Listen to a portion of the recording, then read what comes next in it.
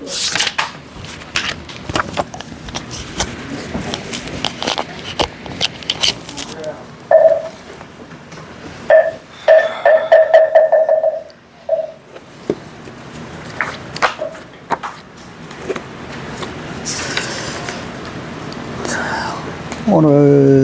14품 상을 떠난 정렬, 이상 정렬분 두 번째 시간인데,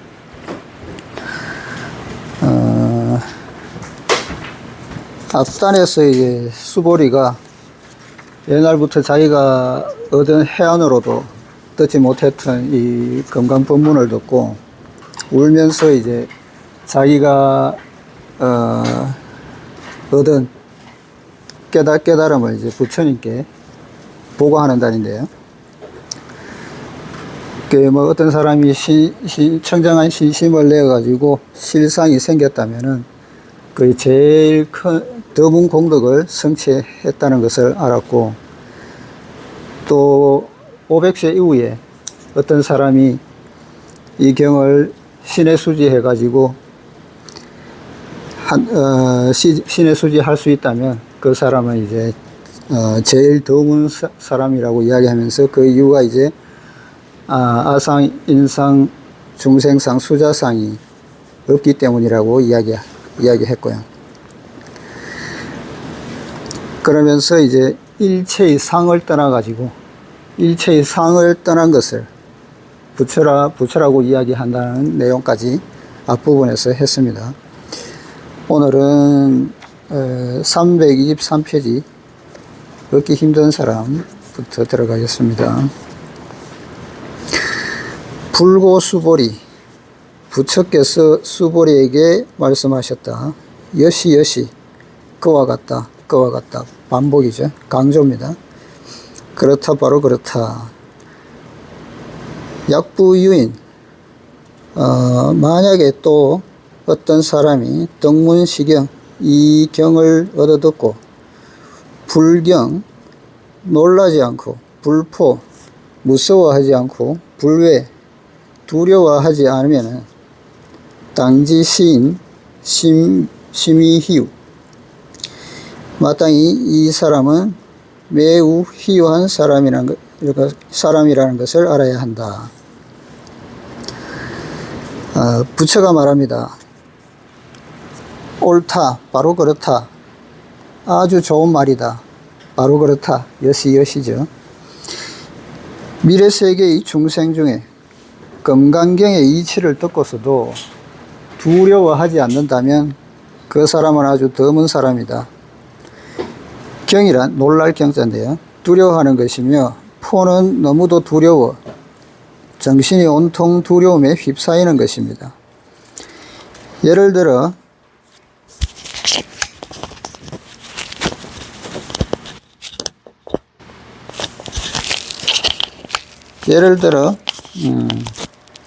우리가 밤길을 걷다가 시커먼 그림자와 마주치면 깜짝 놀라게 되는데 이것이 바로 경입니다. 포란 아주 심한 두려움이 심리적으로 지속되는 것이며, 외란 이보다 더 긴 시간 동안 끊임없이 두려움에 휩싸여 있는 것입니다. 이 경자가 옛날 갑골문을 보면은 개하고 요 위에 있는 공경할 경자 있죠. 이게 개하고 손에 막대기를 쥐고 있는 형상이고요. 밑에 말이 있는데, 이 말이 원래 잘 놀래는 동물이라 가지고 조금만 쥐 한 마리만 지나가도 깜짝 놀래죠. 그래서 놀라운 거, 갑자기 뭔가 나타나서 놀랐을 때 이것을 경이라 하고요. 그 다음에 포라고 하면은 공포, 보통 우리가 공포라고 하는데, 우리가 마음속으로 깊이 가지고 있는 거, 뱀에 대한 공포나 귀신에 대한 공포, 이런 공포에 대한 거를 이야기할 때 공포에 휩싸여서 두려운 거를 포라고 하고요. 그 다음에 외라고 하면은 이제 외자가 이제 갑골문에서 보면은 이게 가면을 쓰고 있는 제사장을 표현했다고 하는데요. 옛날 제사장이라고 하면은 최고 우두머리죠. 그래서 경외하는 마음이 생기죠. 그래서 공경하는 마음이 있으면서 마음속으로 두려움이 있는 거, 이거를 외라고 합니다. 그래서 보통 우리가 경외라고 그러죠.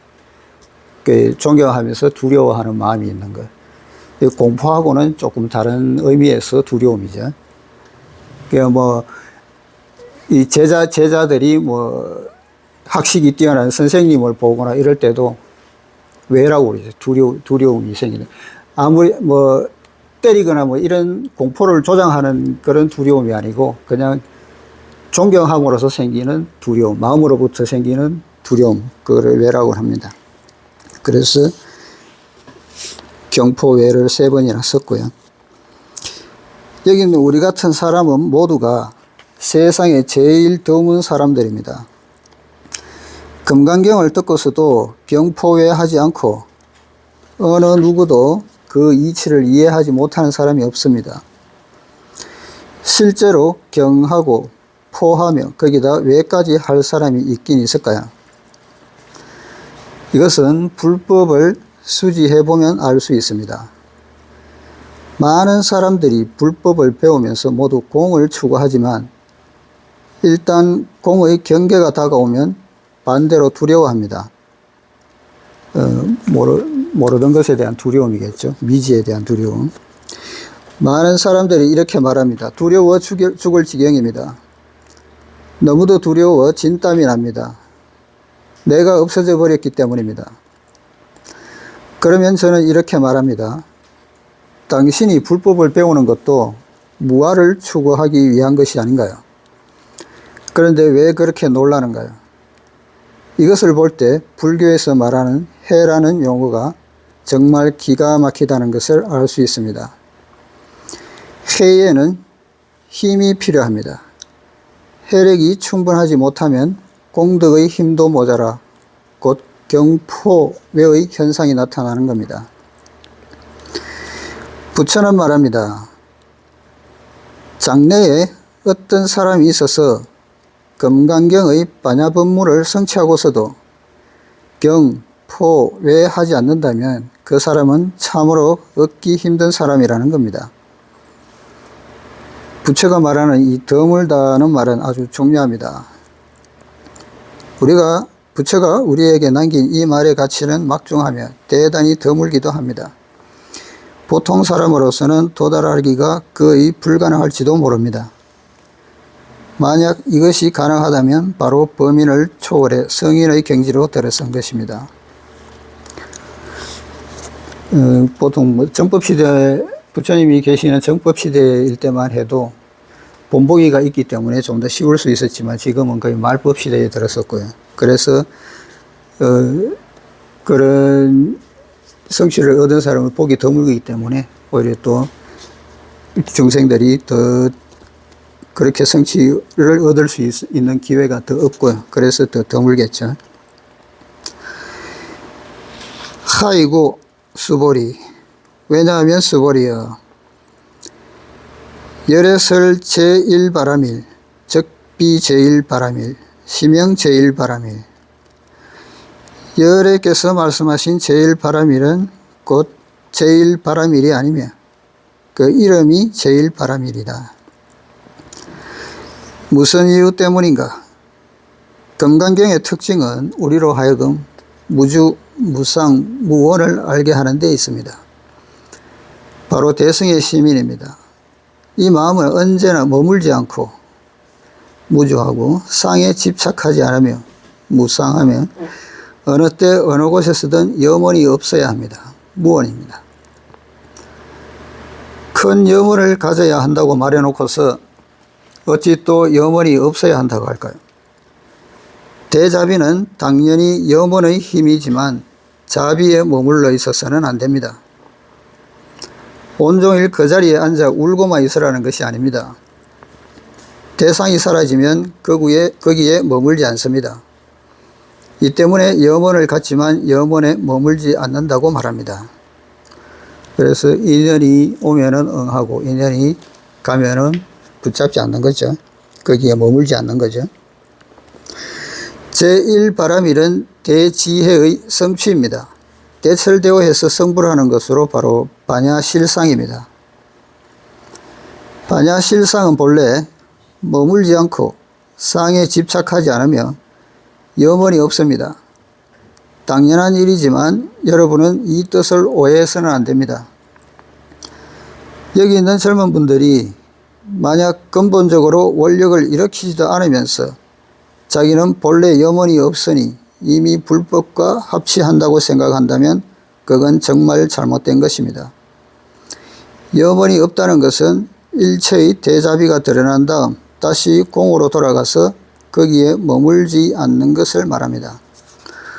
이때 비슷하게 이야기하자면 모든 중생이 부처가 될 수 있는 본성을 가지고 있다고 태어났다고 하는데 그 본성을 깨닫지도 못한 상태에서 나는 태어날 때부터 본성이 있으니까 나는 부처하고 같네 이러면서 수행을 하지 않는 것.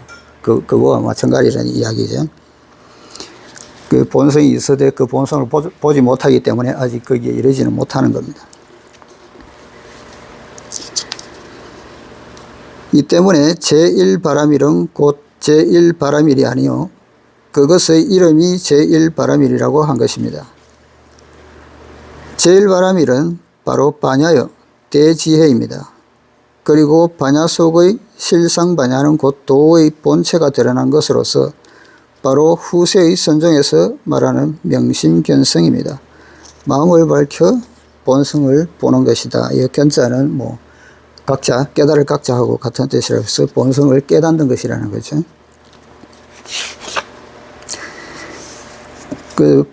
본성은 상이 없기 때문에 깨달을 수밖에 없는 거죠.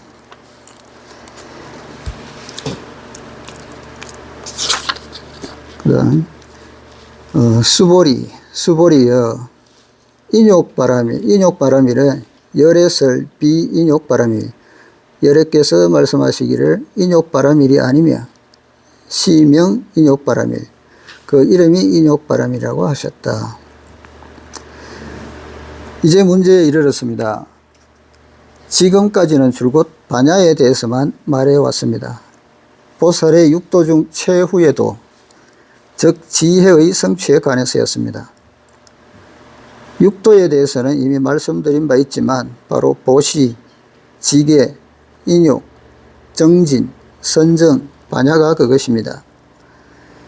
이것은 또한 불법을 배우는 하나의 순서라 할 수 있습니다. 불법을 배우려면 먼저 보시를 배워야 합니다. 보시란 바로 버릴 수 있는 것입니다. 버린다는 것은 단지 주머니 속에 돈을 내놓는 것만을 의미하지 않습니다. 일체의 습기, 즉 습관을 모두 버리는 것, 즉 그것을 변화시켜 없애버림으로써 인생 전반을 바꾸는 것입니다. 물론 나쁜 습기를 버리는 거겠죠. 그대로 내버려 두는 것 역시 버리는 것입니다. 온갖 인연을 내버려 두는 것도 보시로서 바로 내보시입니다. 나와 인연이 있는 모든 것에 대해서 내가 하고자 하는 대로 그 인연들을 바꾸고자 하는 게 아니라는 것, 그대로 그 인연들 그대로 내버려 두는 것, 그것도 보시라는 겁니다. 나에 맞추는 것이 아니고요. 진정으로 보시를 행한 후 마음이 청정해져야만 비로소 지계가 가능합니다. 마음이 청정하지 않은 상태에서 행하는 지계는 소성의 경계로서 이것은 의지로서 조작하는 것입니다. 즉, 마음속으로 의지로서 이거는 내가 이렇게 지켜야지, 이거는 지키지 말아야지, 그 마음을 내는 거겠죠. 그래서 의지로서 조작하는 것입니다. 마음이 청정한 상태에 이르면 한 생각이 모두 청정해져서 구태여 지계를 행할 필요도 없습니다. 그 자체가 바로 계이기 때문입니다. 마찬가지로 공자도 이야기하셨지만은 공자께서는 이제 나이 70에 종심소욕 불육을 하고 그래가지고 내 마음이 내키는 대로 내가 하고자 하는 대로 행동하더라도 법규에 어긋나지 않는다고 이야기했죠. 그게 곧 개겠죠. 억지로 내가 생각해서 지키는 게 아니고 마음이 닿는 대로 해도 그 법규 경계를 벗어나지 않는다는 거죠. 그래서 그 자체가 바로 개가 되는 겁니다. 개란 일체의 나쁜 행위나 악한 행위를 경계하는 것입니다. 한 마음이 청정한 상태에서는 악도 없고 선도 없는데 이를 일러 지선이라 합니다. 지극한 선이라는 거죠. 이것이 바로 지계로서, 지계는 그래도 행하기가 쉽지만 인욕은 제일 행하기 어렵습니다. 여러분은 자신의 마음이 청정하며 계율도 잘 지키고 있다고 말할지 모르지만 그것은 외부로부터 공격을 받지 않았을 때의 이야기입니다. 일단 공격을 받으면 우라가 팔짱이나 치밀어 올라서 청정하든 청정하지 않든 온갖 병폐가 모두 쏟아져 나오기 마련입니다. 이런 까닭이 인욕은 육도의 중심입니다. 제일 어렵고도 어렵기 때문입니다. 바로 이런 이유로 해서 대성의 보살은 반드시 무생법인에 들어서야만 보살의 경지에 이를 수 있습니다. 무생이란 본래 아무것도 생겨나지 않는 것으로 신심이 청정하여 한 생각도 일어나지 않는 것을 말합니다. 우리 자성이 바로 무생이죠. 불생불멸. 그래서 본래 청정한 우리 본성. 한 생각도 일어나지 않는 것은 억지로 눌러서 그런 것도 아니요, 아무런 생각이나 시각이 없어서 그런 것도 아닙니다. 일체의 잡념이 일어나지 않는 것으로 신심이 청정하여 아무것도 생겨나지 않는 것입니다. 단지 아무것도 생겨나지 않는 것만으로는 부족합니다.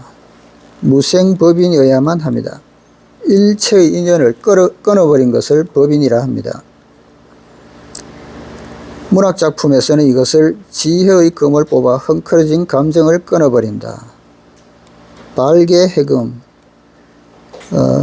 뽑을 발자죠. 여기서 개자는 완전히 뽑았다는 것을 나타내기 위한 개자입니다. 완전히 칼을 뽑아서 칼집에서 완전히 빼냈다는 거죠.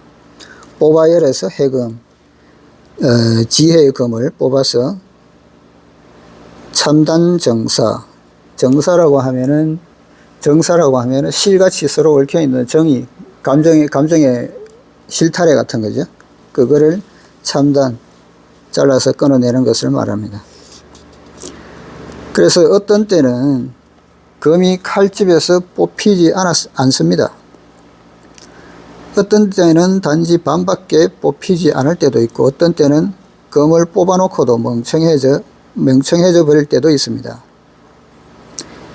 이때는 절단은커녕 톱질을 해대도 끊지 못합니다. 금이 이미 둔해졌기 때문입니다. 법인 역시 육도의 중심으로 바로 인욕을 뜻합니다. 먼저 불교에서 말하는 인욕의 의미를 살펴봅시다. 욕자를 보면 우리는 남으로부터 받는 모욕을 생각합니다. 예를 들면 다른 사람이 자신을 욕하거나 때리거나 혹은 갖가지 바람직하지 않은 자극을 가하는 것을 욕이라 합니다. 이것은 문자상의 이해입니다. 이와는 달리 불교에서는 자기 생각대로 되지 않는 일체의 것, 즉 자기 마음에 거슬리는 모든 것을, 자신이 당하는 일체의 고통을 욕이라 합니다. 예를 들어 우리가 늙고 병드는 것도 바로 욕입니다. 늙고 병드는 것을 우리가 마음속으로 받아들이는 게 힘들겠죠. 그래서 욕이라고 하는 겁니다. 늙고 병드는 것은 자신뿐 아니라 다른 사람에게도 역시 큰 번뇌를 가져다 줍니다. 이는 사람만이 그런 것이 아니라 동물도 마찬가지입니다.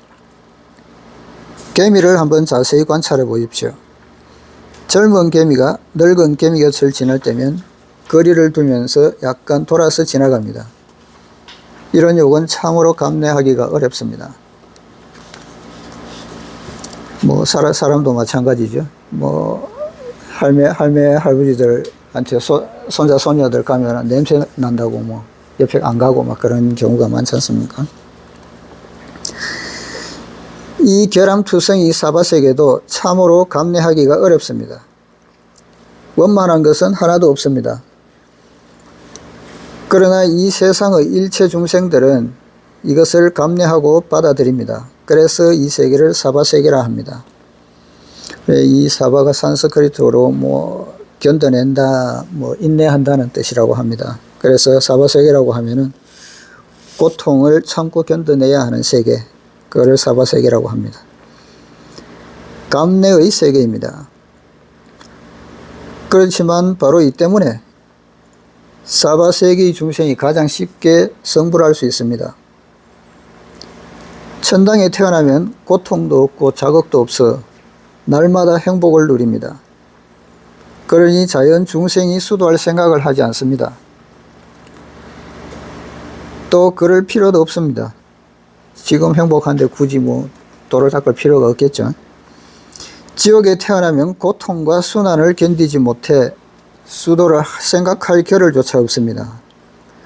오로지 이 사바세계에서만 고통도 있고 즐거움도 있으며 선도 있고 악도 있기에 해탈의 지혜에 대한 자극을 받을 수 있습니다. 이 사바세계야말로 성불의 지름길인 것입니다. 인욕이 곧 모욕인 것만은 아닙니다. 이 점에 대해 오해해서는 안 됩니다. 견뎌낼 수 있는 고통이라면 모두 인욕입니다. 모두 욕입니다. 이 세상에서 장사를 하는 사람이든 기업을 하는 사람이든 혹은 돈이 많은 사람이든 한번 그들에게 물어보십시오. 요즘 지내기가 어떠냐고요. 대부분 별로 좋지 않다고 대답할 겁니다. 과연 견뎌낼 수 있을까요?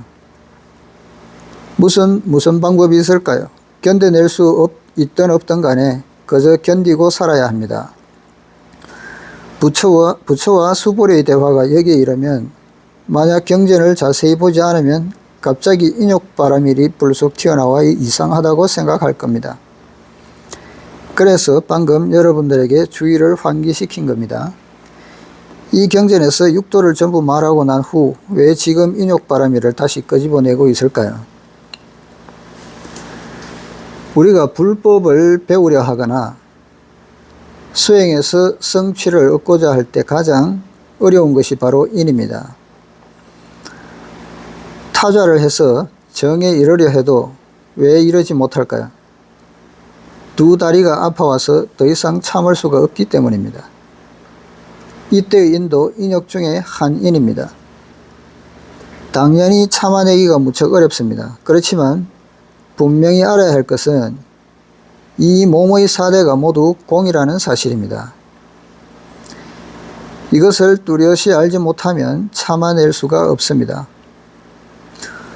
참아낼 수 없다면 육도 중에 한 관문인 인욕을 통과할 수 없으며 그렇게 되면 이 일체의 것이 모두 공담이 되고 맙니다. 헛된 말이 되고 맙니다.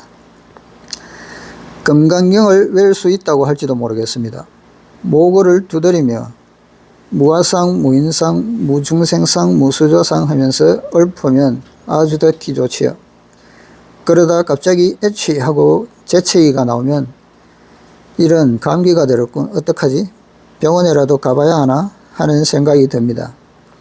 이처럼 죽을까 두려우니 중생상이 나타나고 수자상이 나타납니다. 그 순간 이미 더 이상 참아낼 수가 없습니다. 이 때문에 인욕의 이치는 금강경의 중심에 자리 잡고 있습니다. 이 점을 여러분은 각별히 주의해야 합니다. 부처는 자신의 수지 경험을 하나의 표본으로 제시합니다. 부처는 말합니다. 진정한 의미에서 철저히 도를 깨달았으면 인욕바람일 자체의 인이라 할 만한 것이 없다고요. 그 인욕바람일에 참아야 할 욕이 없다는 거죠.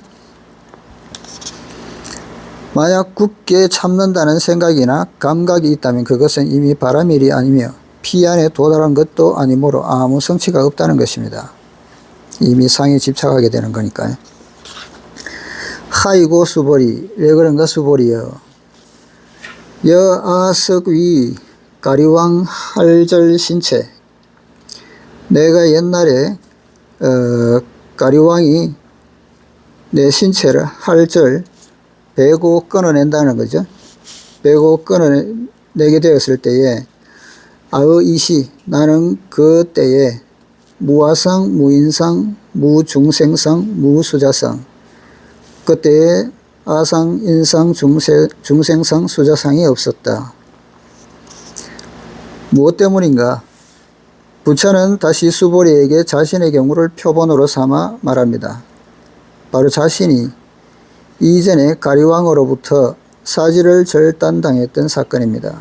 가리왕은 과거 인도의 이름 있는 왕이지만 인도인들이 역사를 그다지 중시하지 않는 까닭에 이런 역사적 사건에 관한 자료들이 단지 불경 속에만 남아 있습니다. 가리왕은 아주 잔혹하고 포악했습니다. 당시 석가모니는 수도자로서 상당한 성취를 얻어 보살의 경지에 이르러 있었습니다. 석가모니는 영각의 몸으로 부처가 세상에 오지 않아도 스스로 도를 깨칠 수 있을 정도였습니다. 후에 가리왕이 적개심을 품고 석가모니를 죽이려 했습니다. 가리왕이 말했습니다. 내가 비록 수도자라고는 하나 내가 너를 죽여도 과연 아무런 원한을 갖지 않을 수 있을까? 석가모니가 대답했습니다. 이 마음은 절대 청정하다. 만약 나에게 한순간이라도 노여워하는 마음이 일어난다면 그대가 내 사지를 절단한 후 나는 복원되지 못할 것이다. 즉 살아나지 못할 것이라는 거죠. 마침내 가리왕은 석가모니의 몸을 한 조각 한 조각 잘라내었습니다. 그 사이 석가모니는 비명 한마디 지르지 않고 한순간도 가리왕을 원망하는 마음이 일어나지 않습니다. 단지 자비심밖에 없었습니다. 사지를 절단한 뒤 가리왕이 정명해 보일 것을 요구하자 석가모니가 말했습니다.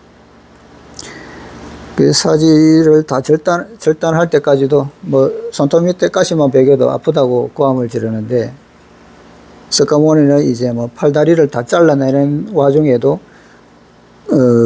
아프다는 소리 하나 없이 했는데도 다시 정명을 하라고 그러니까 원망하지 않는 마음을 정명을 하라고 그러니까 그 잔혹함이 한량이 없는 거죠. 그런데도 석가모니가 말했습니다. 만약 보살의 자비심이 진짜라면 내 몸은 곧 복원될 것이다. 결국 석가모니는 복원되어 다시 살아 일어났습니다. 이후에 이 가리왕이 과보를 받았는데 그때 석가모니가 이 가리왕에게 신체를 절단당하면서도 세웠던 서원이 이제 이후에 내가 부처가 되었을 때 제일 처음으로 너를 제도하겠다는 서원을 세우게 됩니다. 그래서 나중에 이 부처님의 제도를 받고 정과를 얻은 사람이 이 가리왕이 이제 법화경에도 나오는데 법화경 제일 처음에 보살들 이름을 나열할 때 제일 처음에 나오는 아야 교진여 존자가 바로 이 가리왕입니다. 이 가리왕이 이제 나중에 정과를 제도되어 가지고 정과를 얻고 나서 교진여 존자가 된 겁니다. 그래서 부처님 첫 번째 제자가 이제 제일 첫 번째 이름이 나오죠. 법화경 앞에. 이 이야기는 예수의 부활보다도 훨씬 극적입니다. 부처는 말합니다.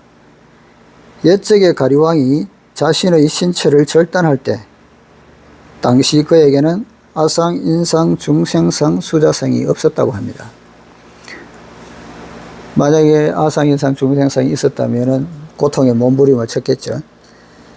부처는 자신의 경험을 이야기함으로써 우리 수행자에게 하나의 표본을 제시하고 있습니다. 물론 다른 사람이 자기 신체를 절단하도록 원하라는 말은 절대 아닙니다. 요즘이야 신체를 절단당하는 이야기는 할 필요도 없습니다. 입을 다물고 있으라고만 해도 혹은 움직이지 말고 앉아 있으라고만 해도 견디지 못할 겁니다. 사실 이것이 바로 인욕과 선정, 반야의 이치입니다. 지혜가 부족하고 오도 또한 투철하지 못해 견딜 수가 없는 것입니다.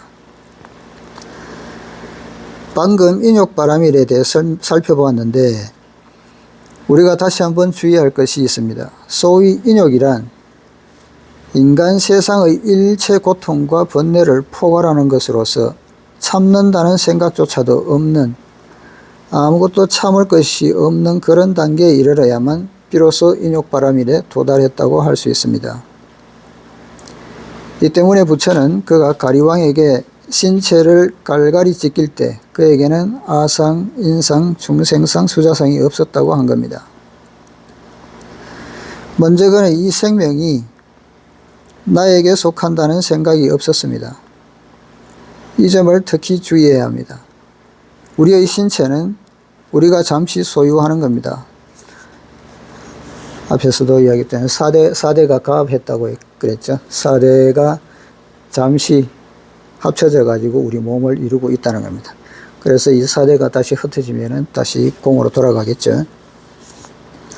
그래서 잠시 머무는 것일 뿐 영구불변한 것이 아니고 내가 아니라는 겁니다.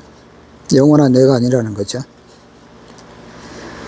이 점을 특히 주의해야 합니다. 우리의 신체는 우리가 잠시 소유하는 겁니다. 잠시 나에게 속한 것이지 결코 영원히 점유할 수는 없습니다.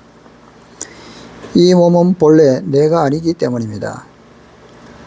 이런 이치를 단지 분명히 이해하는 데 그치지 않고 실제로 정득할 때에만 비로소 신심이 청정해지며 반야실상을 성취할 희망이 있습니다.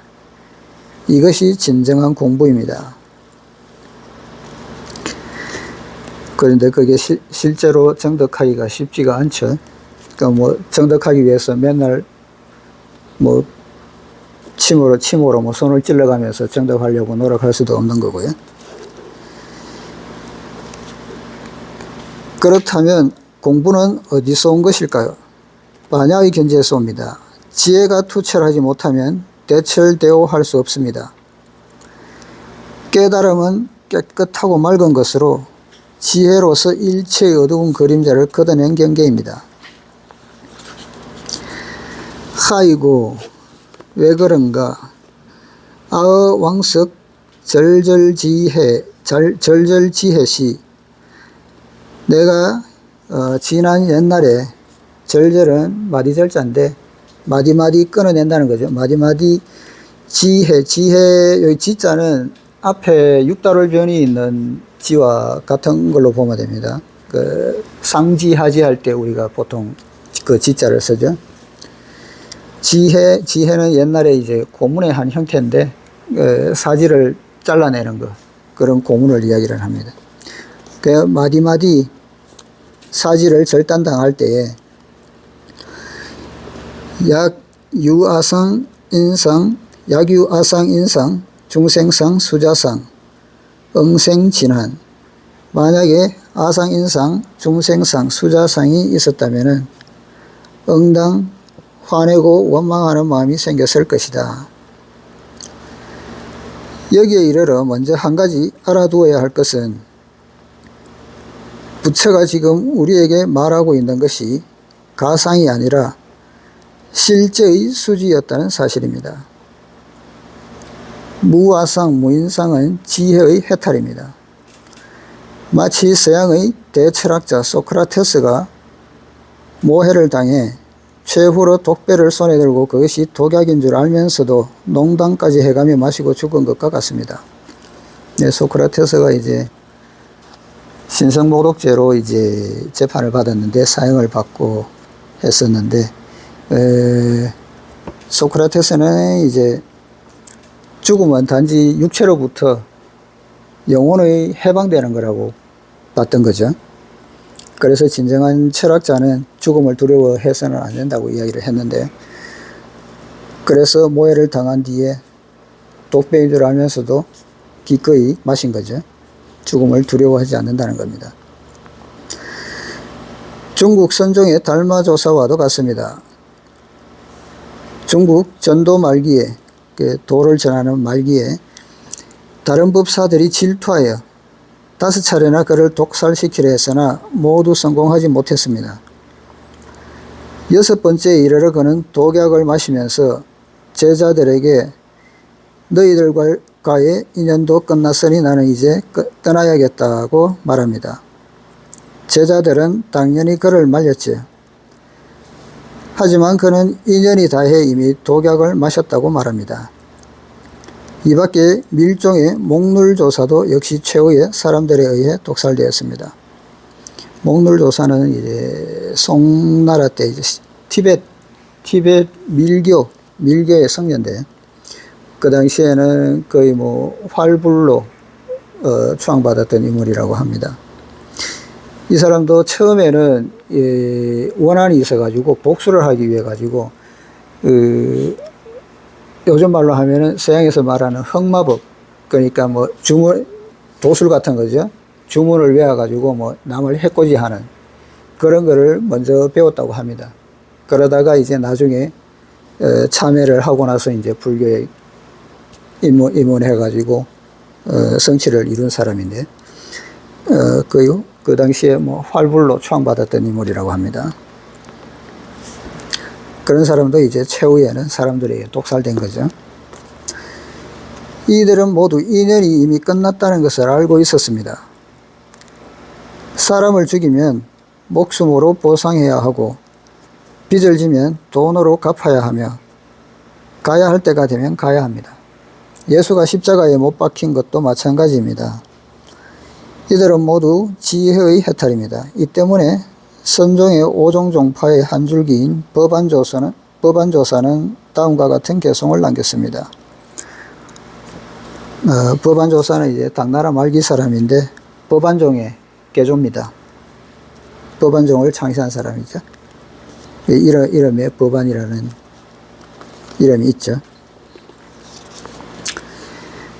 다음과 같은 개송을 남겼습니다. 이극망정위, 이가 극치에 이르러 정을 잊었다고 말하니, 여하 유유제, 여하는 어찌, 그런 뜻입니다. 어찌 유유, 비할 바가 있겠는가.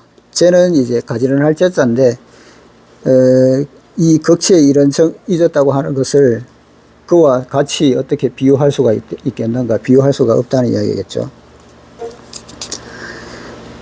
도두상야월, 달밤에 머리에까지 서리가 내리니 이문낙정계, 임자는 맡길 임자입니다.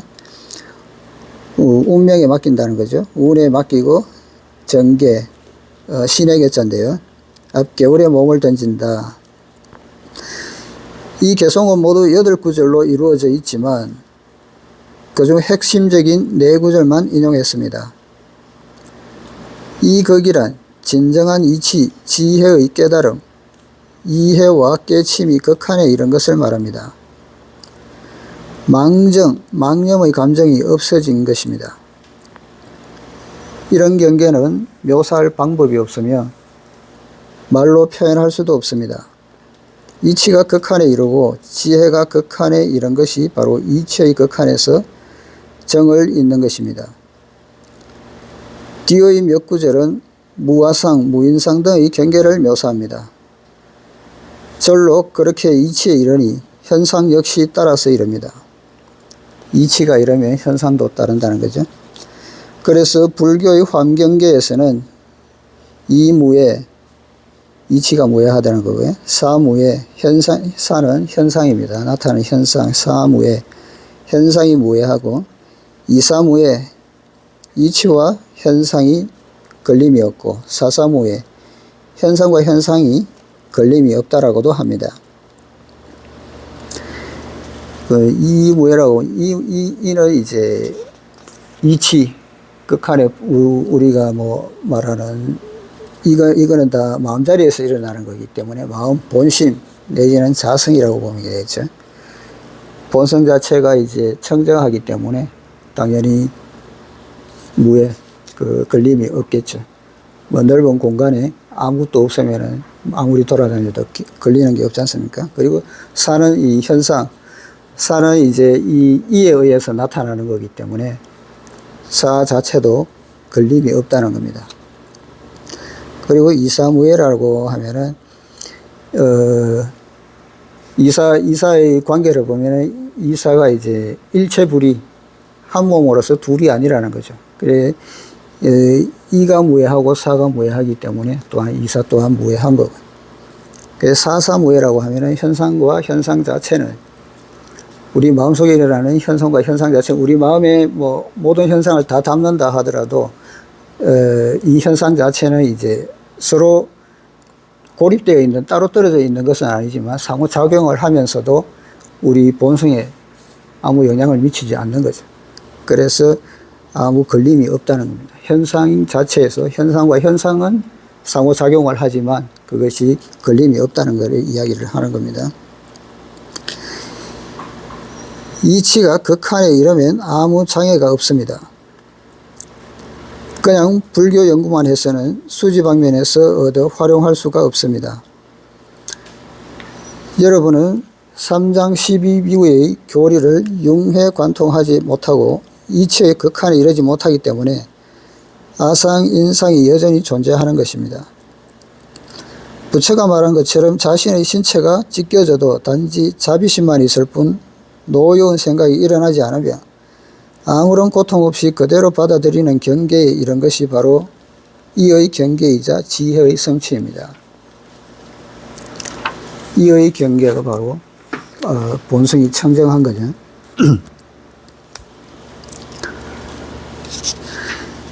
이야기가 공부의 성취에 이르렀으니 남북조시대 선종의 2조 해가에 대해 잠깐 언급해 볼까 합니다. 그는 비록 달마의 의발을 이었지만 최후에는 여전히 응보를 받았습니다. 수많은 생애와 세상에서 진 생명의 빚은 마지막으로 갚지 않을 수 없었던 겁니다. 불법의 기초는 3세 인과와 6도 윤회입니다. 어떤 조사가 목이 떨어질 때 다음과 같은 개송을 남겼습니다. 여기서 말하는 조사가 이제 성조인데요. 중국 동진 때 이제 불학자입니다. 성조. 이 사람이 이제 조론이라는 책을 쓴 이제 불교의 반야 사상을 집대성한 조론이라는 책을 저술한 사람입니다. 그 성조가 이제 성조의 조자하고 우리가 보통 말하는 논문이라고 하는 논자를 해가지고 성조가 쓴 논문이라는 거죠. 일종의 논문입니다. 그 조론을 쓴 사람이고요. 사대 원무와 사대는 원래 내가 없으니 온 본래 공, 온이 본래 공이니 장두 임백인. 여기서 장자는 이제 장차 곧 이런 뜻입니다. 뭐 장례할 때 쓰는 장자죠.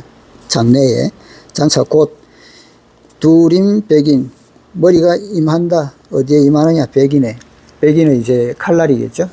흰 칼날인데 칼날에 임한다는 것은 목이 잘린다는 소리겠죠. 장차 목이 잘려지겠지만은 유사 참 춘풍.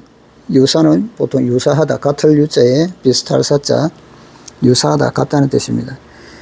봄바람을 참 자르는 것과 같다. 목이 잘리는 것을 그렇게 담담하게 받아들였다는 거죠. 아주 흔쾌히 목을 내밉니다. 잘라보게 이 외에도 인도 선종의 조사 사자존자 역시 부채를 갚았습니다. 머리가 떨어져도 피가 흐르지 않으며 목에서는 우유 같은 액체가 수척이나 높이 뿜어져 나왔습니다. 이것은 수지를 행해 육체가 이미 변화되었다는 것을 증명합니다. 여기서 한 걸음 더 나아가 우유빛 피가 변화되어 신체가 공이 되면 머리를 잘라도 죽일 수가 없습니다. 그러나 사자존자는 색신이 아직 공으로 변하기 전에 응보를 받아 피살되었습니다. 머리를 잘리거나 상처를 입어도 피가 나지 않고 단지 우유와 같은 것이 흐르는 상황에서는 아픈 감각도 느끼지 못합니다. 그러므로 이것은 인욕이라 할 수도 없습니다. 인욕의 경우는 아픈 감각이 있으며 그것도 아주 고통스러운 감각이 있습니다. 그럼에도 이 고통을 자비로 전환시킵니다. 이렇게 해야만 비로소 인욕바람이리라 할 수 있습니다. 아무 고통도 없는 단계에 이르는 것은 공부의 경계이지 인욕바람일의 공덕이라 말할 수 없습니다. 공부가 이런 경지에 도달하기는 대단히 어렵지만 이 공부가 그렇게 특이한 것만은 아닙니다. 우리도 마취만 하면 칼로 살을 베어도 아픔을 느끼지 못합니다. 그렇다고 이것을 우리가 고통을 참을 수 있는 능력을 가진 것이라고 말할 수는 없습니다. 만약 마취를 하지 않고서도 극심한 통증을 느끼지 않을 수 있다면 그것이 바로 진정한 지혜의 성취로서 이 성취에 이르면 오온중 수온과 상온으로부터 즉각 벗어날 수 있을 겁니다. 불법을 배우면서 해탈에 이르는 법도 배워야 합니다. 여기에 대해서는 좀 더 설명이 필요합니다. 보살도의 인욕은 유형의 것입니다. 고통은 고통이요 번뇌는 번뇌입니다. 번뇌와 고통을 공으로 전환시키는 것은 바로 도덕적 행위로서 심리적인 것이며 이렇게 해야만 비로소 보살의 공덕이라 할 수 있습니다. 그러므로 불법을 배우는 사람은 주의해야 합니다. 다른 사람의 태도가 좋지 않다고 해서 혹은 귀에 거슬리는 소리를 들었다고 해서 이를 염두에 두거나 원망하는 마음이 생겨난다면 지금까지의 공부나 수도는 모두 헛것입니다. 젊은 분들은 주의해야 합니다. 금강경에서 말하는 인욕을 듣고서 아무 일도 하지 않는 것이 바로 인욕이라 생각해서는 안 됩니다. 새 속에 뛰어들어 다른 사람이 참을 수 없는 것을 참아내고 다른 사람이 행할 수 없는 것을 행해야 합니다. 그래서 많은 깨달은 사람들이 새 속으로 들어갔죠. 앞에서도 했던 선자조사, 그 배를 깨치고 나서 배를